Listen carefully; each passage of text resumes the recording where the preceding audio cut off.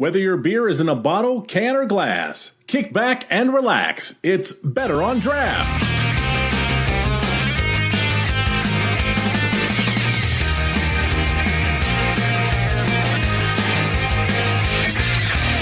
We are live, episode 285 of the Better on Draft podcast. My name is Ken. Thank you so much for joining us. If you are not watching live, you can, of course, join us live every Friday, 7 p.m. Eastern, Facebook.com/Better on Draft, Twitch.tv/Bod Podcast, or BetterOnDraft.tv. For myself, I am still sober, which means I am going to be drinking from Athletic Brewing. I've got Witt's Peak. I also have from Athletic Brewing, I've got their First Ride, which is their stout with coffee. And I also have a Big Drop Galactic Extra Dark. Starting with Nicholas. Nicholas, what do you got over there?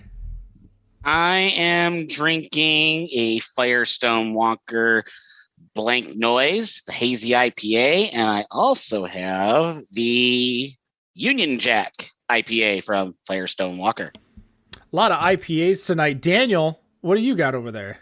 I'm going hard. I've got a Firestone Nitro Merlin, probably one of the best nitro stouts you can get in America, in all honesty, and a 2022 Parabola. Oh, you are definitely going hard. Rob, can you top that? No, I can't because he has the Parabola, and apparently I drank my last one. But I do have the Firestone Blank Noise Hazy IPA, and I have the Mine Haze IPA, also from Firestone. Well, if you couldn't tell for the fact that we have a bunch of Firestone beers on our show tonight, that means our guest is most likely from Firestone. We do have Sam in our studio. Why don't you introduce yourself? Tell us what you do at Firestone and what you're drinking. All right. Well, thanks for having me. Really excited to be on with you guys. And so I am the brewery manager for our pilot R&D brewery in Venice Beach, which we call the Propagator.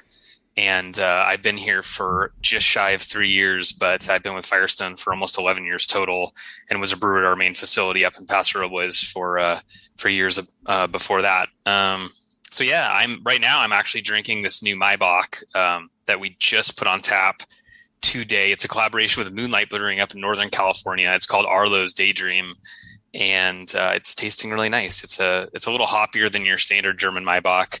We kind of took an approach where we kind of hopped it a little more like a Pilsner. Really tasty. First Maibach we've ever done, so I'm really stoked for it. Unfortunately, not packaged, though. Well, you did mention that previously to brewing at the Propagator, you were still brewing for Firestone Walker. So my first question is going to be more geared towards that. What is, for those outside of the city, not in Venice, not in the area, what are the differences between the regular Firestone Walker brewery and what do you get a chance to do at the Propagator that you don't necessarily did get a chance to do when you were at the original brewery? So we're a really small brewery down here. It's a 10-barrel brew house. We have 20-barrel tanks, so we can make just enough beer basically to feed the 3 pubs that we have. So we have our location here in Venice Beach, just about a mile up from the Venice Pier, in LA.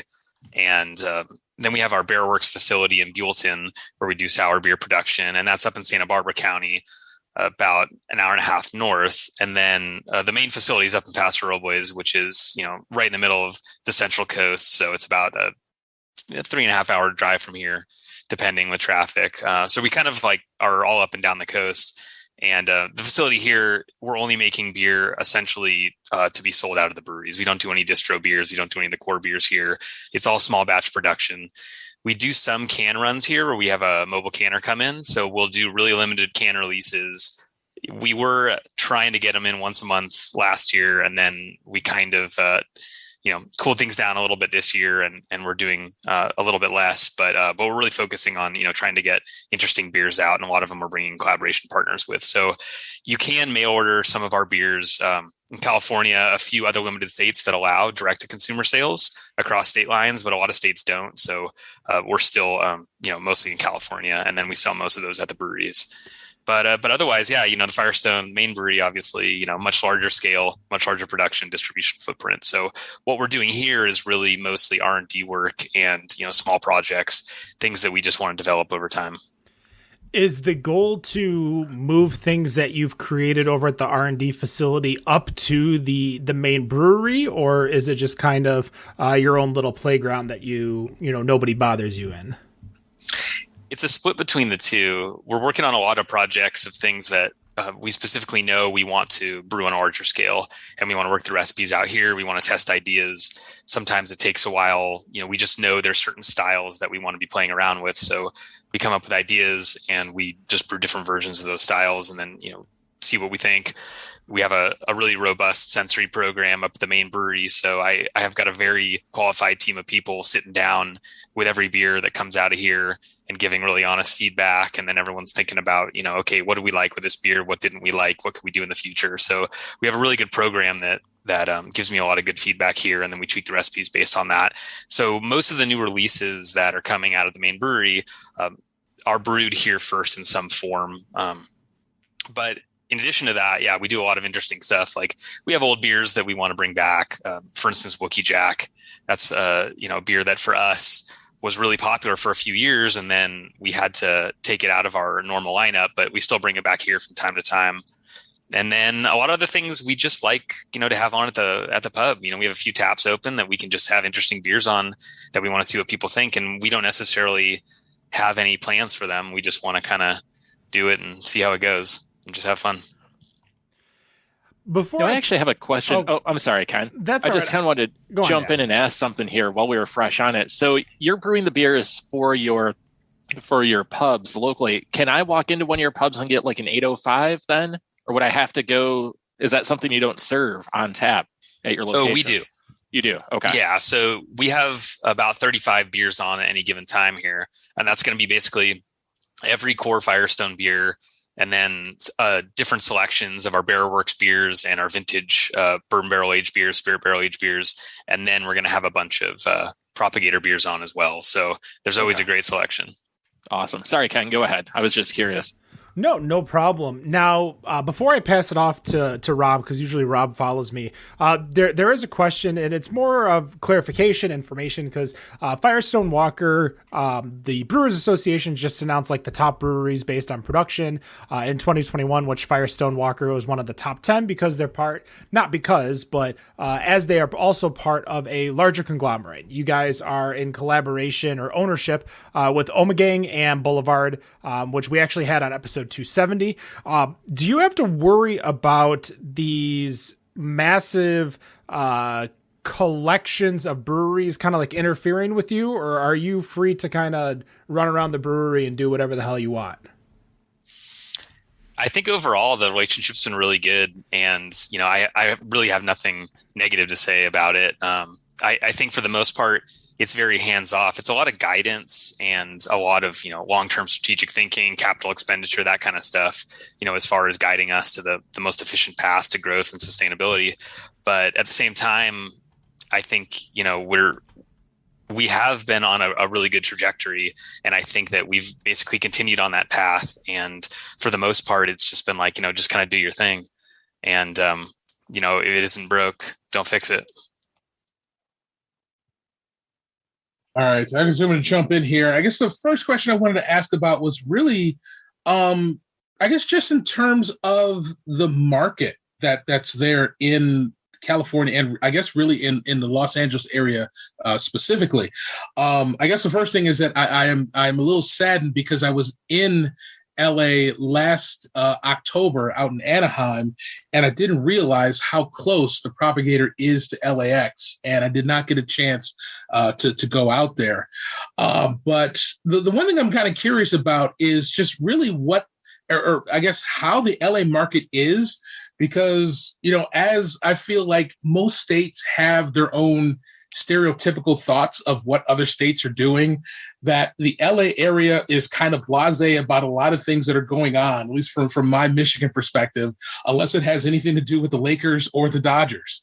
I mean, the Rams just won a football championship, and the parade looked like there was just nothing but a whole bunch of stragglers that were just hanging around.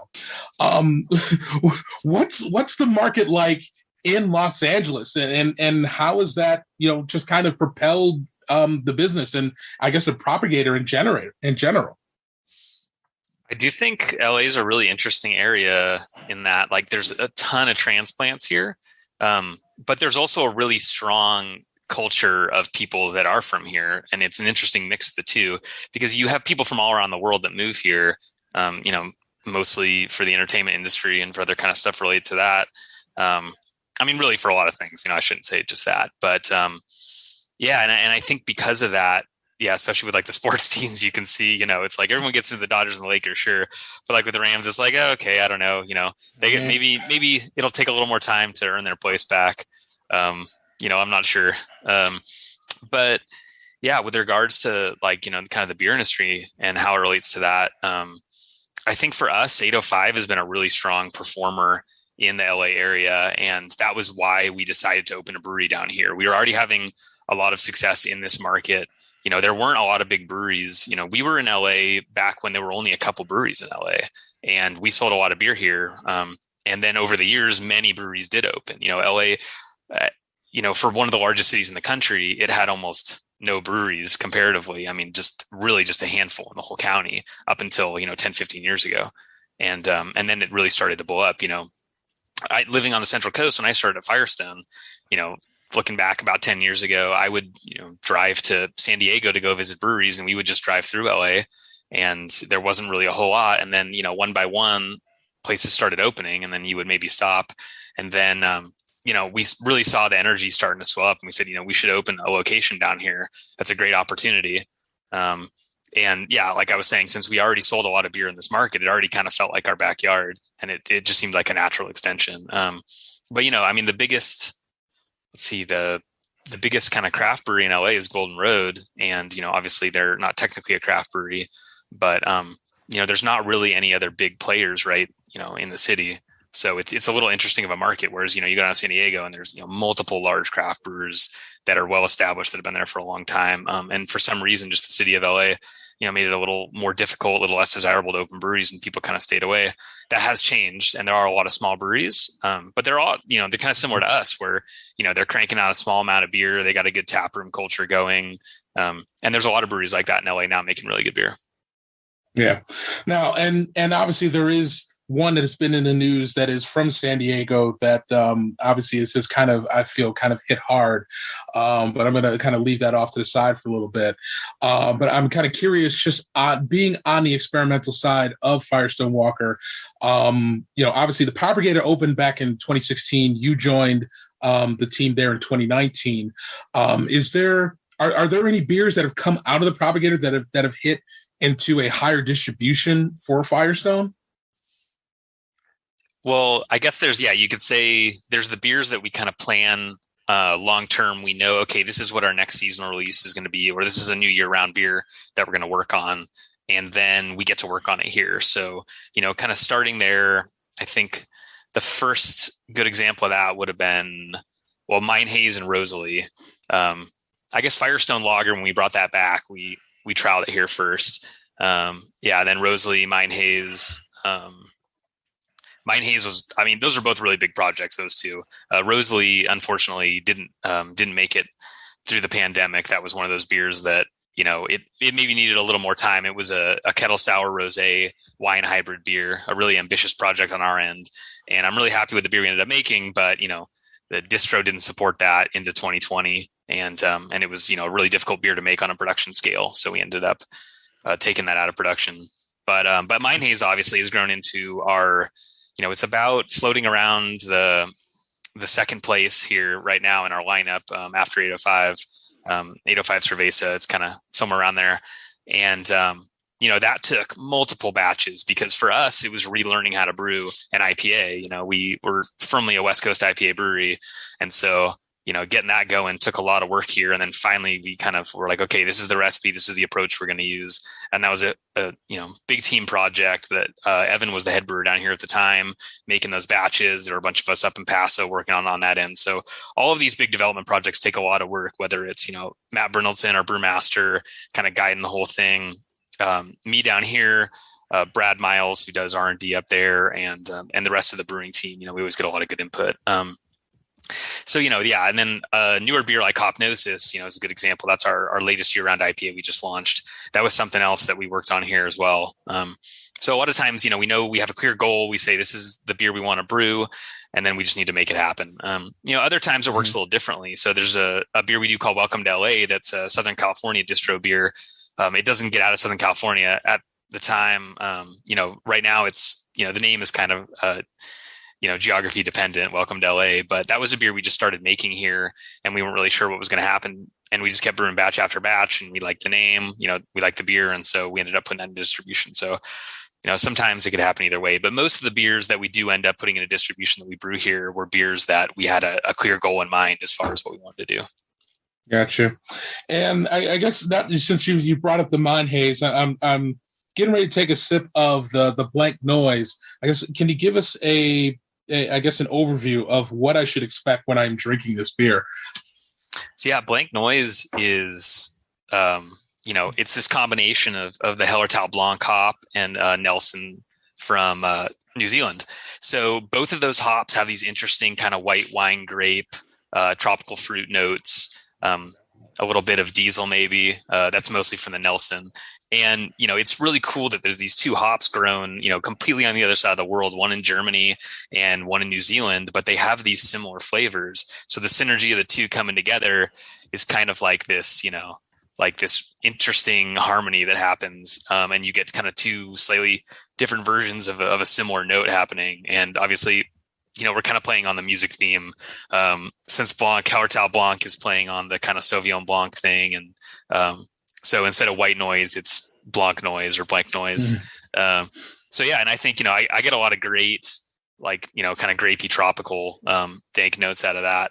And then that's kind of our tried and true hazy IPA model there, where, it's like we found that kind of sweet spot in the low 6% alcohol range, where it's a super drinkable, balanced beer. It's not too heavy, it's not too sweet, and it lets that hop flavor shine, that juiciness, without being overbearing. So I think, like, for us, that's kind of like where we like our sweet spot for hazies, the kind of beer that you can drink a few of and not necessarily this huge sweet kind of fun. I mean, the really big hazies can be fun, the super juice bombs, but we like beers like that are almost sessionable.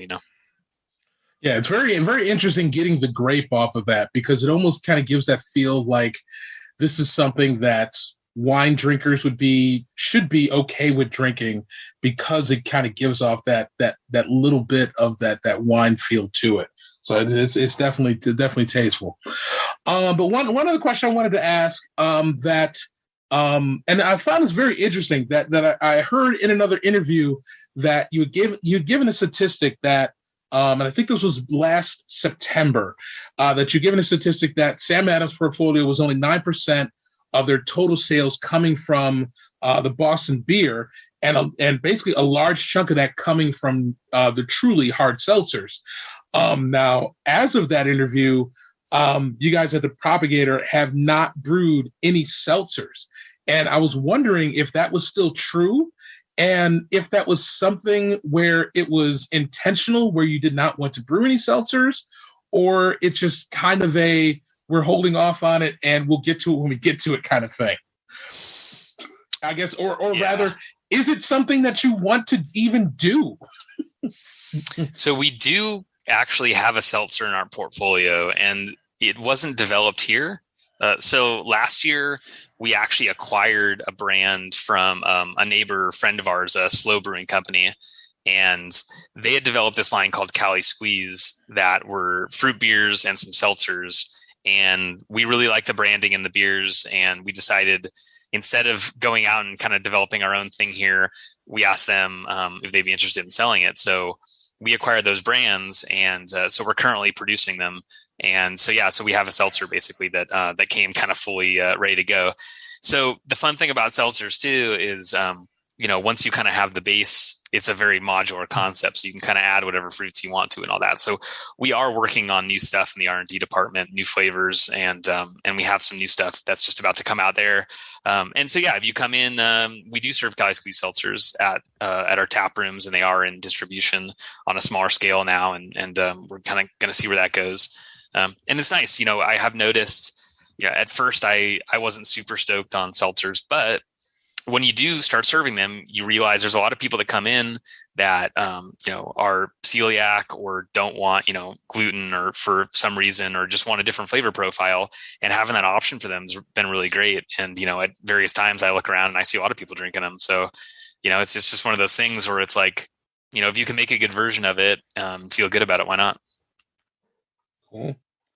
And I guess going back to beer, one of the other things that I was interested in was, I guess, realizing that Firestone Walker being one of the founding members of the Hop Quality Group.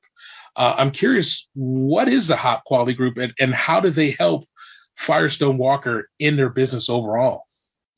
Yeah, that's a great question. And it just so happens that we brewed an experimental pale ale this week with a Hop Quality Group experimental program hop. And so that's one of the cool things the Hop Quality Group is doing right now. So, it's a group of brewers. There's a few dozen of us now. The ranks have grown over the last 2 years as we've decided to bring in more members outside of the kind of smaller group that initially started it. And so now we're working with the USDA. We're sponsoring a breeding program that they're working on that's bringing some new hop varieties forward. And the advantage with that is, with a small group of brewers, we're able to kind of steer the direction that these hops are going and tell them what we really like. And I think, we have an amazing group of brewers working on this right now, and you're going to see some really cool hops coming from that in the next few years. And so this is the first time that we've actually brewed a full Propagator batch with these hops, and I'm really excited for this variety. And there's a bunch of other Hop Quality Group brewers that are brewing similar batches right now. And then at the Craft Brewers Conference in Minneapolis next month, we're going to have a big tasting where everybody's going to be able to drink the beers and talk about what we like and kind of figure out where that program is going to go. So I'm really excited for that. But just kind of on an annual basis, a lot of what the Hop Quality Group has done is outreach to growers and, the hop industry, and just kind of communicating what brewers really valued, right to the farmers, and being able to kind of go and really talk about, first and foremost that, our whole kind of motto is, well, there were a couple. The initial was oils over alpha, and it was saying that, traditionally the hop industry in the U.S. was mostly, they had some aroma varieties, but it was mostly bittering hops, and it was just getting the highest alpha acid you could because you needed to make hop extract. But, we were telling everybody, hey, hop oils are really important. It's all about the aroma of the hops, and a lot of these high alpha hops, actually, if you grow them a little bit differently, you get really interesting aromatic profiles. So there was that. And then the other side of that is that hops are a food product. And traditionally, the hop industry, the approach was kind of like, well, a lot of this is going to extract, and, the extraction process is going to take out any impurities. So you don't need to really worry as much about cleanliness or things like that. It's not like you're processing like a fresh vegetable that's going to go, you're not making lettuce that's going to go to a store, and you have to be really careful about. And then, as over time, craft became more important, we had to kind of step up and say, hey, we add a lot of these hops to our finished beer. They're not getting boiled. They're not turning into extract. We're just taking whole hops or hop pellets and putting them in beer. So it's really important that this is treated more like it was like a vegetable and is handled with these, food standards and all that. So, we've been communicating that to growers for years and years now. And it's amazing how well they've responded. And I think, we developed a great relationship with the industry. And I, the American hop industry is doing really well right now. And I think a big part of that is craft beer. And, they love everything, all the new hop varieties they've been able to develop. And, and that the fact that we just love it and we're so passionate about it, we come visit every year. So it's been really good. Yeah. I'm going to pass it over to Dan after this one, but I am kind of curious with a follow-up with this. Is there anything that you personally would like to see in the hop industry that would help you move forward? They're doing so much already. It's tough to say. Yeah. I think between concentrated hop products, like the different kind of pellets, like cryo hops, I think that stuff's really cool. And the innovations in extract are really cool too. There's a couple new products like Incognito and Spectrum from Haas right now are really cool. So I don't know. I think, the best I could say is that I just hope that we can participate in developing more sustainable varieties that worked for everybody. High yielding, more drought tolerant. As the climate in Yakima is trending towards being drier and hotter, we need to keep developing varieties that make sure that we're making amazing beers for years to come. So that's something that I really want to see moving forward. All right. Now, I was taking a look at your Propagator series, and I noticed you have a collaboration in there with Russian River. Did you get a chance to work on that? And if so, can you tell us about what that was like working with them? Yeah, that's a really cool beer, Stevo. So it's a Keller Pilsner, and that's a beer that we've brewed multiple times actually at the main brewery in Paso. And this time we decided, we want to do a small run of it down here and put it into cans. So the couple times we'd done it before was draft only, and we did a couple larger releases. I think the first one was in 2016, and then we came back. We did another one when we put our new brew house in line, and yeah, those have all been great, but they were draft only. And we said, okay, we just want to get it in cans and get it out there a little bit more, so some more people can try it that didn't get to ever try it in the past, because our draft footprint was always limited when we released that. I think it was mostly just California that we sent that out to. So it was really great, just basically scaling the recipe down. We only brewed on the big brew houses, and originally it started as a tweak on Pivo and combining it with STS Pilsner from Russian River. And, they're both relatively similar Pilsners, just kind of hop forward, lightly dry hopped. But the biggest differences are that they use French Aramis hops, and we use German Saphir as kind of the main dry hop, finishing hop in Pivo. So we combined the two, and we said, hey, why not brew a Pilsner and just, put those two hops together and see how it goes. And then, we'll leave it unfiltered, and there you have it. So it's just one of those fun beers where you just take two somewhat similar, but, distinctively different in some ways beers and kind of mash the recipes together. And it works in a beer like that. And it worked out really well. Those two hops actually work really well together. We just scaled the recipe down here. So I made sure, everything was going to work, and we hit all our numbers on the small brewery. And then Matt and Vinny came down here, and we had an awesome brew day and got the beer brewed. And it was, I think it turned out really good. Awesome. Now, the editor of our website actually had a chance to review Cookie Monster Double Milk Stout previously. What exactly makes it a double milk stout, and how does that fit into the current portfolio? So that was kind of a play on, we do our Merlin Milk Stout, which is a year-round beer for us. And I just want to do a bigger version of that and, boost it up. So, traditionally, kind of going by English brewing conventions, you would have a stout, you'd have a double stout, imperial stout. And so that, to me, that double stout is kind of in that range of, about 8%, maybe not quite imperial, but, we kind of just doubled up the recipe. We added a couple more fun dark malts that I'd been wanting to play around with. And then adding, the additional ingredients. And so the idea was kind of a milk and cookies concept, nothing terribly complicated, just, it's already milk stout. And then adding brown sugar and vanilla and cocoa nibs kind of played up the chocolate chip cookie notes in it, and kind of brought all those decadent flavors together. So, we got whole vanilla beans and cocoa nibs, and basically conditioned the finished beer on those. And then in the brew house, we added brown sugar to get some of those molassesy notes. Awesome. Now, Firestone's known for some good barrel-aged, stouts, barley wines, things like that. Do you have a hand in coming together and putting together some of these at the Propagator? Are you the one involved with that as far as testing out new ideas? And if so, can you talk to us a little bit about that? So not much. I did used to work, on barrels a good deal back when I worked up in Paso, but then coming down here, not really. So Eric Ponce manages our barrel program up in Paso now. And so most of that's under his guidance, but I have done some work here helping him, with different base beers. So we actually just did a barrel aged beer here, which isn't going to see a release for some time now, but we brewed a Belgian quad that we put into brandy barrels, and I'm really excited to see how that goes. And there's some small projects like that. We're actually working on another one right now that's going to be really interesting that, it's going to be some sort of interesting twist on a barley wine that, you'll have to see what happens with that later on. But, we're still in the planning phase. And the cool thing about, barrel projects here, and we have a beer club now that we can do these really small releases into. And the cool part of that is that we have more flexibility to do these really small projects, like the quad and like some other stuff going forward, where we only need to fill a few barrels at a time and do maybe a couple hundred cases. Whereas, traditionally our barrel program is these larger releases where it's maybe 50 barrels up to, 200 or 300 barrels for something. Our main Parabola release is hundreds of barrels at a time.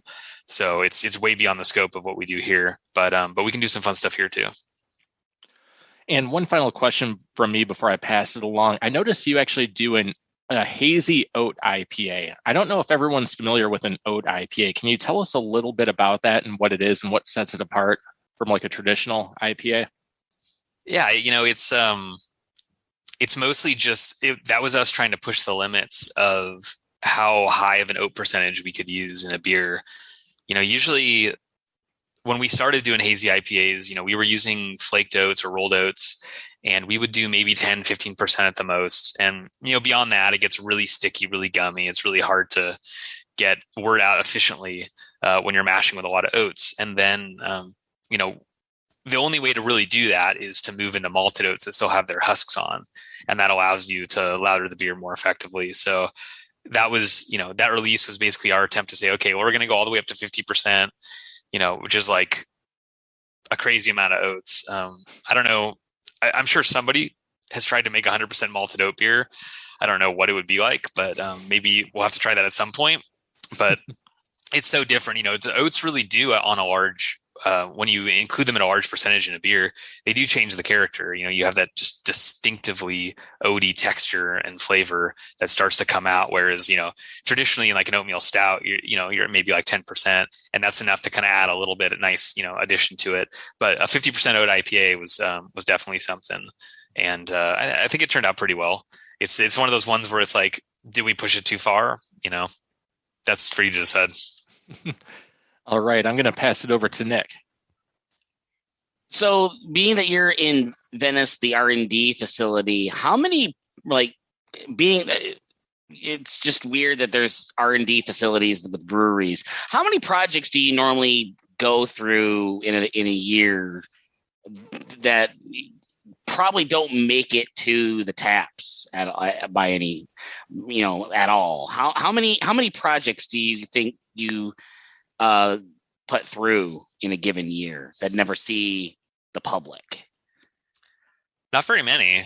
Oh, yeah. Most of what we're doing here is a little bit further along, or it's a concept, so yeah, we're primarily looking for beer to put in front of people. So sometimes the beers that we brew here don't work, that it happens sometimes, but for the most part, we're like, okay, here's a new concept. Here's how it's going to work. And it's we're going to make a good beer no matter what. We're not going to do anything too crazy. And I think that there's just so much collective experience in this brewery.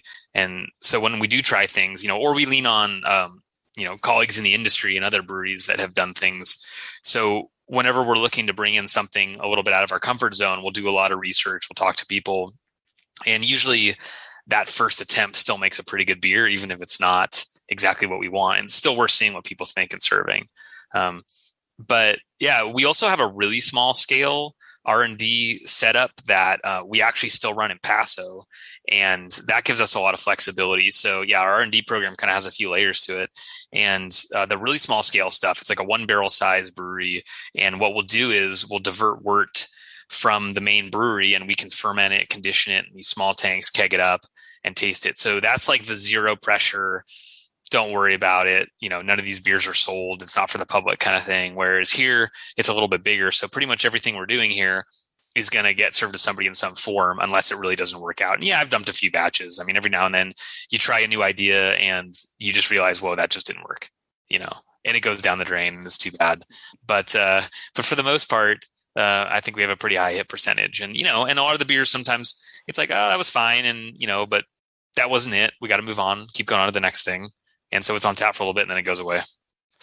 Do you suppose that having an R&D facility, it attracts beer goers even more to Firestone Walker, being that it's stuff that you can't get anywhere else?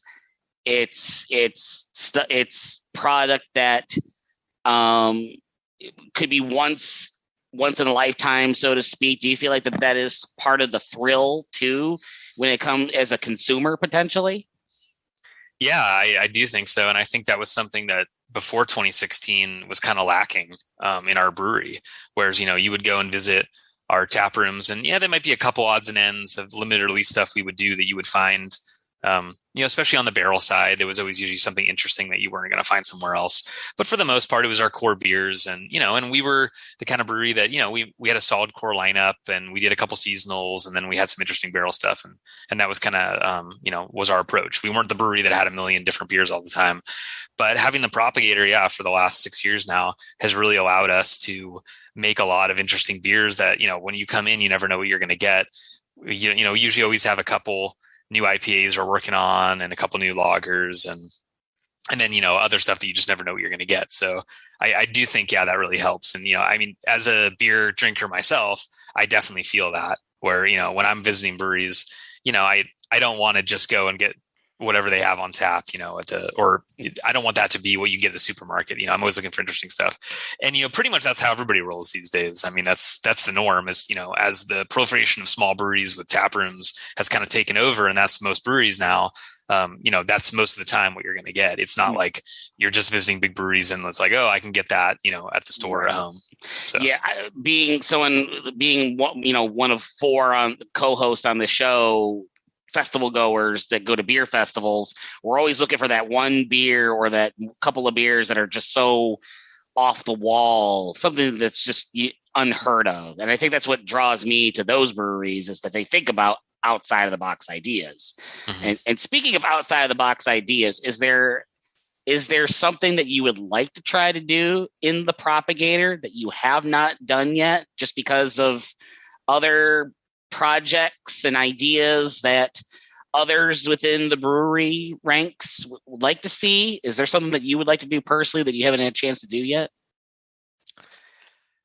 Stuff's always coming to me. Yeah, it's interesting how that happens where you just kind of look around and you say, oh, I want to try something. But I don't think there's anything really that I've been like thinking about for a long time and just like, oh, I can't do that. Some of it's just brewing more traditional styles, and that might sound boring, but like I've been wanting to do a Grodziskie for a while, which is that low alcohol Polish smoked wheat beer. And every time I bring it up to anybody, they kind of go, I don't know about that, But then I go to other breweries that do it, and I think they're great. I don't know how well they sell, but it's a really cool beer. It's kind of a weird beer. Working on more different kind of fruit hybrid beers. I think, there's a few other ideas out there that we're kind of going down the road of starting to work on. So I think there's a lot of room to play around there. And so I think there's more to do. And I definitely thought of a few ideas with, different fruits and yeast that we don't use, but, as a production brewery, sometimes you have to think, you can't just bring another yeast strain in for a new beer all the time. It's already complicated enough. We run 3 yeast. We have 2 ale yeast and a lager yeast we run all the time. So sometimes when you say, hey, I want to start bringing in this other yeast for this other beer that maybe we're going to do, the guy that manages our yeast, Joe, he would just start cursing at you and say, you're crazy. I can't manage another yeast strain. We're not going to do that. All right, one final question, and then I want to pass it to Ken. What is the craziest idea that you've come up with that people just didn't know was going to be a hit that turned out to be a hit at the Propagator in your time at Firestone Walker? What's the one crazy, or even if it's just a crazy idea that you implemented and it turned out to be good? What's that one that you put out? Yeah, I don't know if there's anything too crazy that ended up like that. I was trying to think of like the last little bit unorthodox thing we did that seemed to go over pretty well. It was on a pretty small scale, but we did a Kolsch with coffee and vanilla. And this is something that actually another guy here was asking. He's like, oh, we should do a coffee Kolsch. We should do a coffee Kolsch. And we hadn't done coffee in a lighter beer. But I found this really interesting Ethiopian coffee from a roaster not too far from here. And it had a lot of interesting berry notes and was kind of light and floral. And it really worked in a lighter beer. And so it was just kind of figuring out what kind of coffee would work well in a beer like that. And then, the vanilla was an interesting addition that it was a dry, crisp Kolsch, but it made the flavor seem like almost like sweeter and rounder, like this kind of like creamy coffee drink or something like that. But it was this dry, crisp beer. So that was a fun one. Wasn't really sure what was going to happen when we did that, but it ended up working out.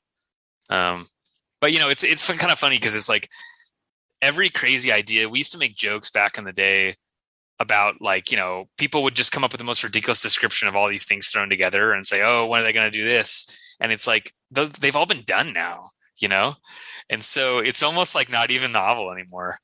I think a lot of people are just looking for really well balanced drinkable beers again, after being burned out on novelty and saying like, I don't need all these crazy ingredients in every beer I drink. I just want a beer that tastes really good and I enjoy.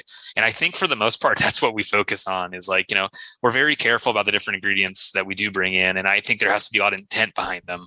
And so like every beer where we are bringing in new stuff, we're really looking at and saying, okay, what's the goal with this beer and what's the flavor profile that's going to make this really delicious, drinkable beer.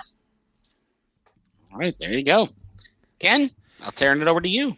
Yeah, there's a couple things that you've mentioned. You mentioned customers that were looking for, beverages due to celiacs. You also just mentioned, a lot of people are kind of sick of I always say when somebody mentions a beer, I always say too many ingredients. When they say that it's a vanilla, cocoa, chestnut, orangutan, I don't know what else. Orangutan. All of these types of flavors in there, it's just too much. But what are your thoughts on the industry? Because the industry is making a lot of the more niche beers to carry to those who are looking for now low and no ABV beers, like myself, who's got, a handful of NA beers in front of me. The people who are looking for gluten-free or gluten reduced beers, or even going into the world of FMBs and liquor-inspired beverages. All of these options people have been going towards. So as much as you're saying, we've blasted our palate too much that we want to go back to less complex, I still think, and you might disagree with me, that people still want different beers, different styles, and different beverages.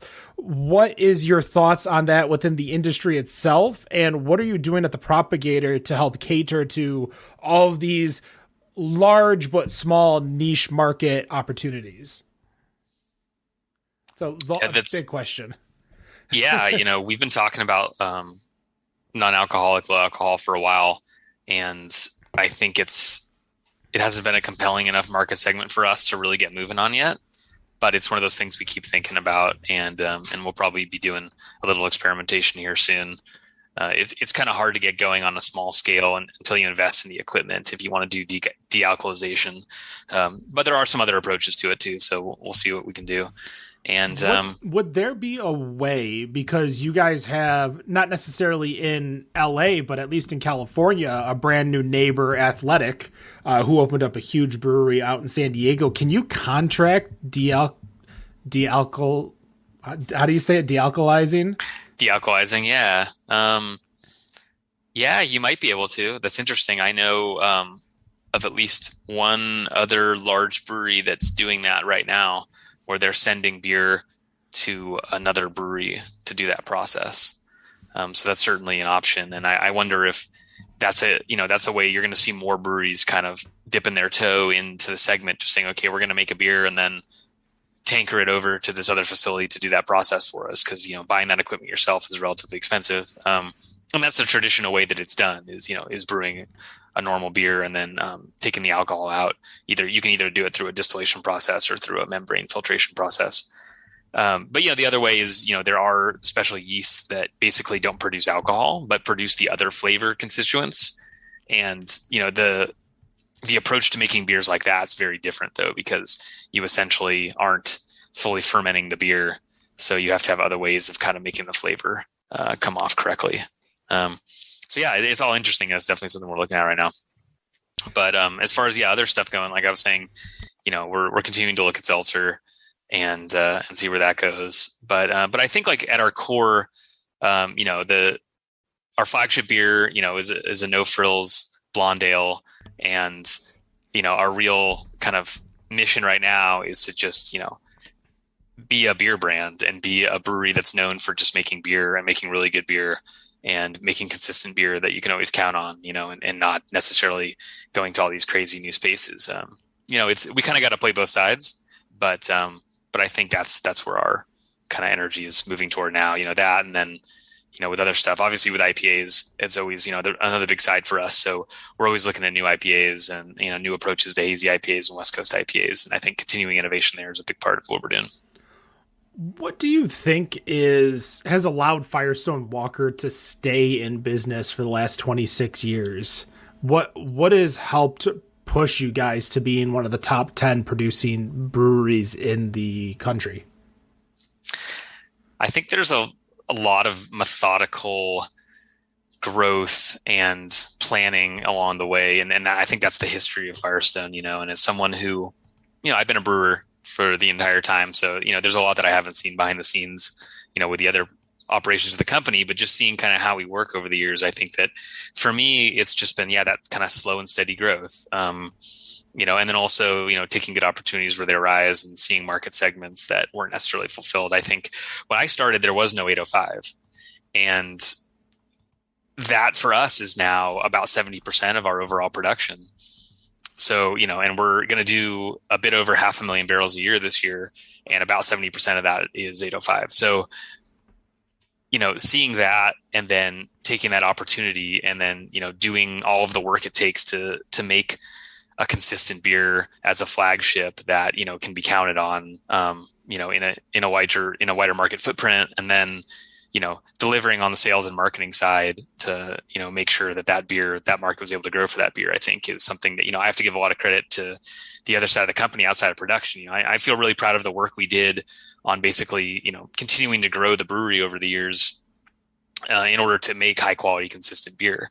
We started at 100,000 barrels. When I started, we were at 100,000 barrels. So, seeing 5-time growth over the last decade, it was difficult along the way every time, new tank blocks come in, new filters, all the utilities. I mean, from, putting in new glycol chillers to new steam boilers to, new electrical circuits. And, along the way through growth, there's so many things that need to fall into place.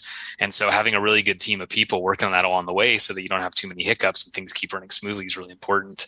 And then also on the business side, being really, just having a very solid approach to, the business fundamentals and, being well capitalized helped. I think that, the Duval partnership at the time it came was really good for us because it was a time when we needed to grow. We needed to put a lot of investment in order to, get a new, bigger brew house, to get, new filtration equipment, new tanks, everything like that. And taking on a partner that had a really good long-term vision that wasn't looking for a short-term return really helped us, I think, grow in a strategic way that helped, and I guess we'll see how that all turns out, and I don't want to criticize anyone else's approach, but I am very comfortable, I think, with the way things have gone and feel really good about how we did it. I think it's interesting when we talk with brewers because a lot of very small local brewers, their bread and butter is always going to be their IPA or maybe a barrel-aged stout. But we just actually had earlier this week Shiner on, and their Bach is 70% of their portfolio. When we talked to New Belgium, their big part of their portfolio, even with Voodoo Ranger now, is still Fat Tire. So when you have a not the number one selling beer style IPA as a huge part of your portfolio, it always interests me to see how you can control the market with something that's not an IPA because everyone thinks IPA is the only way to go. But you guys obviously make amazing IPAs. I know we've had a few of them on the show tonight between Rob and Nick. But we're going to be asking our final questions as we tie up this show and hopefully give you an opportunity to talk about what's upcoming over at the Propagator. But we'll start with Nick. Nick, what is your final question for Sam here? I'm going to go with my go-to. What's in your fridge that is not Firestone Walker beer that you will be drinking? And I said this in our earlier episodes during opening weekend of baseball. What's in your fridge, not Firestone Walker, that you're drinking this weekend? All right. So you got me at a bad time. I just went last weekend. I was in New Orleans for a belated bachelor party that was supposed to happen in 2020 that had to be canceled. And so I'm kind of purposely laying low right now and not drinking too much beer for a while, even though I am having a beer with you guys at work. But the one thing I do have, and I hope this isn't a cop-out, but we did a collaboration with Other Half, and we made a rice pilsner called Pivo Snaps that was brewed at Other Half in their Washington, D.C. brewery. And they sent us some of that beer, and so that's all I've got is a can of that. And I'm going to enjoy the hell out of it when I do drink it. You know what I do love about this, Nick, is that all of our guests are so honest.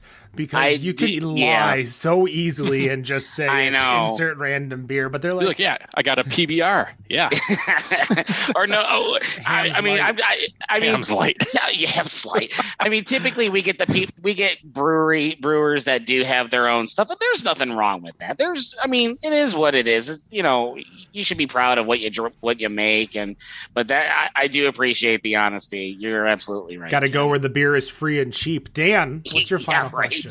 Yeah, so going back to that partnership or the collaborations you've done, if you could pick one LA or Orange County brewery to do a collab with that you haven't, who would it be and why?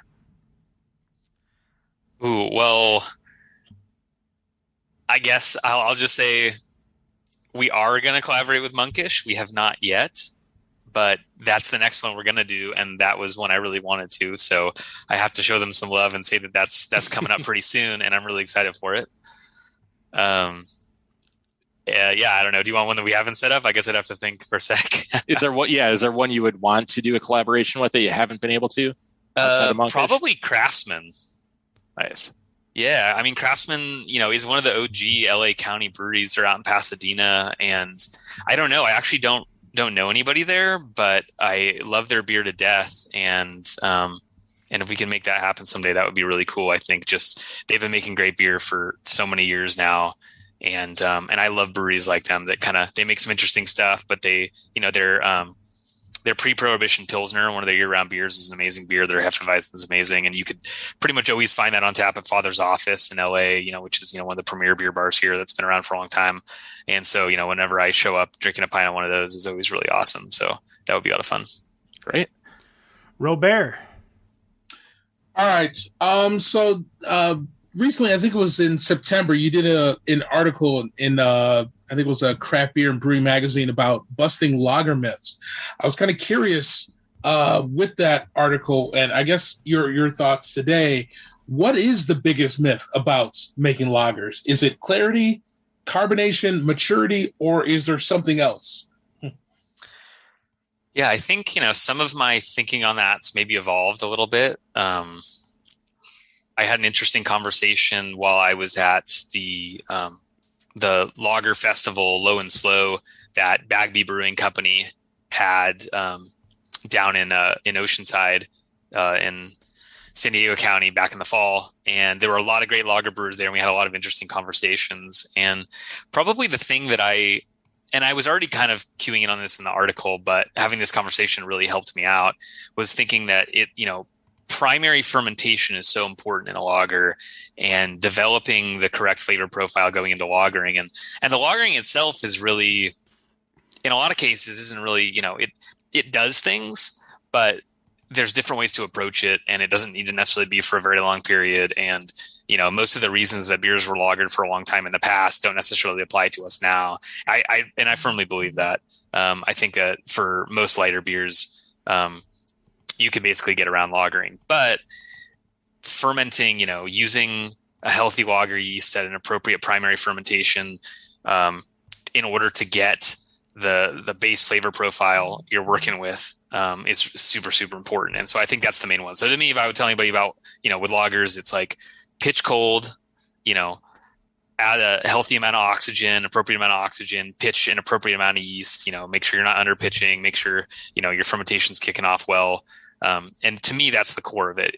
Yeah. And that's how I feel about it, where it's not, I've seen a lot of interesting approaches where people pitching warm and cooling down, or under pitching, or, under oxygenating, getting these really sluggish fermentations with lots of sulfur. So, I think, that's really, to me, the core of that is really that primary fermentation, to let that that lager yeast lock in that appropriate flavor profile. And the lagering itself, I think brewers focus too much on, and they say, oh, I just need to lager for this many weeks. And it's like, well, what is that doing for you? And, and are there other ways in your process that you could be approaching things to make that more efficient instead of just sitting around? There you go. All right. So for my final question, I actually got two for you. One, what makes a better martini, vodka or gin? Well, if you use vodka, it's not a martini.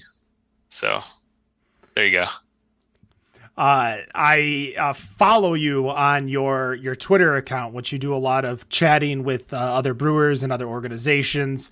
And I did see that comment, so I wanted to ask just to poke the bear a little bit. No, my actual question, because you're such an intelligent mind when it comes to beer and brewing. We are not. The royal we better on draft. If I were to ask for someone who may be wanting to learn a little bit more about craft beer and brewing, what website, podcast, social media platform would you suggest someone to start in a beginner format learning about craft beer and brewing? Oh, wow. Yeah, that's a good question. I think, most of the stuff I consume is at least somewhat geared toward that kind of industry or more experienced brewer perspective.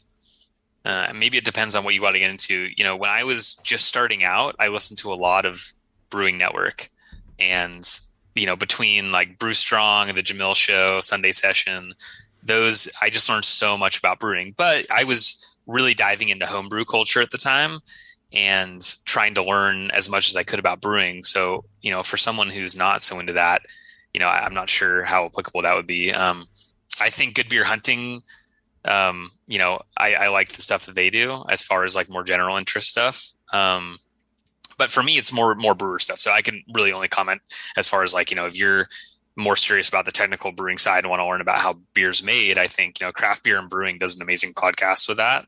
I really like the Brewosophy podcast too. Just started getting into that. I got a shout out to the Full Pint here in LA. I love the Full Pint podcast, and that's a little more general interest. Danny and Johnny, I love it when they do the Q&A episodes. I love Danny's interviews. So yeah, that's probably about it. I don't know. I guess I try to kind of pare down to, it's like, there's only so much time in the day. So you got to find the most efficient way to get your information. All right. Well, I appreciate it so much. Thank you for taking the time out of your day. If you are over in the LA area, go check out the Propagator and get a bunch of different, non-standard Firestone Walker beers, the beers that you're not going to be finding out on the stores and the shelves.